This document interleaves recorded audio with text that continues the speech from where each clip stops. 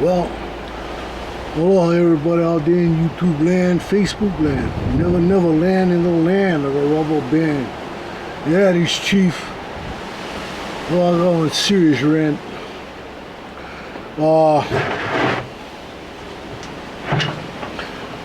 I found out today when I was down in Kukui, doing the substance abuse meeting, that Big Island substance abuse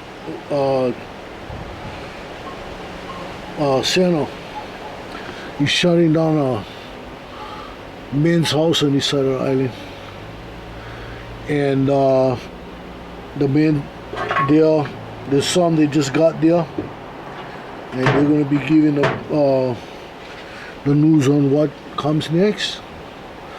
Some of them might get cut loose. And what's bad about that is that Hawaii, we have a big problem with drugs, drug addiction. And for a place like this to shut down, it's going to create real big problems. The people that need to recover won't be able to. They'll either have to go out of state or off island, and all the off island programs that I know of, they all have a long waiting list. They backed up big time. There's so many people going in from outer islands and all. The only place, Oahu. And it's really bad over there as well. Over there I got more drug problems than over here. You got the gangs, you got the organized crime bringing its stuff in. It's a mess over there. And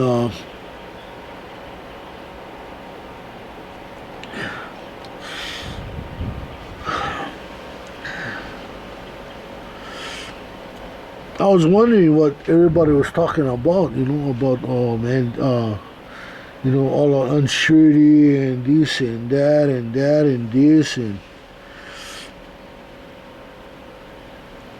then when I finally got the straight scoop on it, I found out that BISAC is shutting down the house on this side of the island.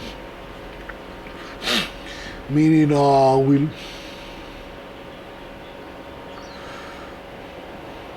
guys that have gotten in maybe 122 days clean and sober are looking at getting cut tomorrow, being put back out on the street. Guys just came in the past couple days are looking at getting cut. Yeah, I have a serious rant about that.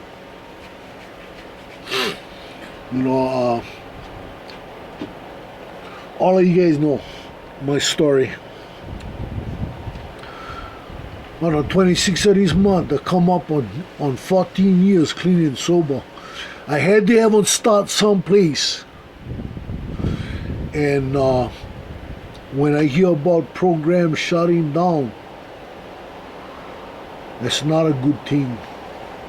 It's not a good thing. People gotta start someplace. Sometimes it's what it takes to wake them up, to get sent to a program where they can, they first get clean, and then after that they start embracing the idea of lifetime sobriety. No.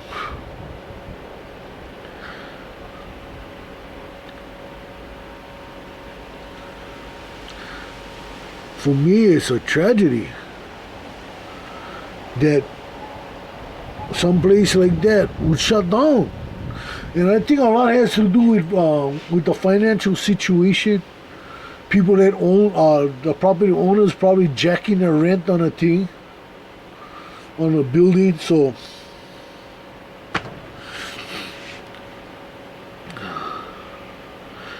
I know for myself, if I had a lot of land, like ranch land, farmland, all that kind of stuff, I'll do something. Quick, I'll do something. You know? Even if I gotta convert a barn or greenhouse into a dormitory until we can get bunk houses built, I'll do that. You know?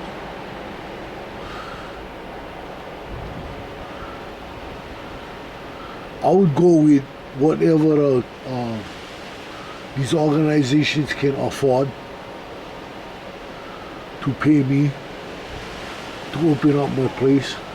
'Cause I wouldn't see it as a very big burden, but a lot of the places, like that one place in Waimea, it's a business building, and the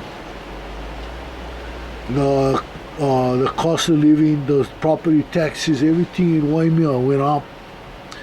It's sky high in Waimea where I grew up, and it used to be a one-horse town. You know, it was like De Leon, Texas.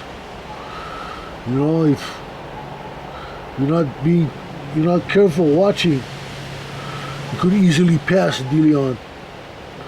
Because last time I went through there, the only thing in De Leon, besides the dairies, but you can't see the dairies, not from the road, not from Highway 66. I mean, not from Route 66. The only thing you see in De Leon is the truck stop. You pass the truck stop, guess what? You just passed De Leon. And that's how small Waimea was. I mean, big land, very small town. Drive too fast, you can pass them. You know? And I watched Waimea go from that to what it is today, which is sad, you know?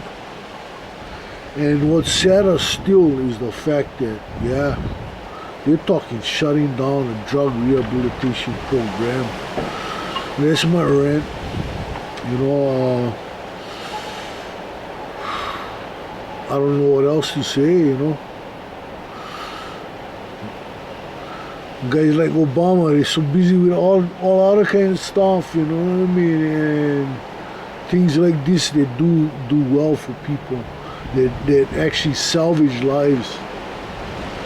Like they just bypass them. So anyway, that's my rant. All the way from a mini machine shop here in the Pacific. Yeah, this Chief. Aloha, wide.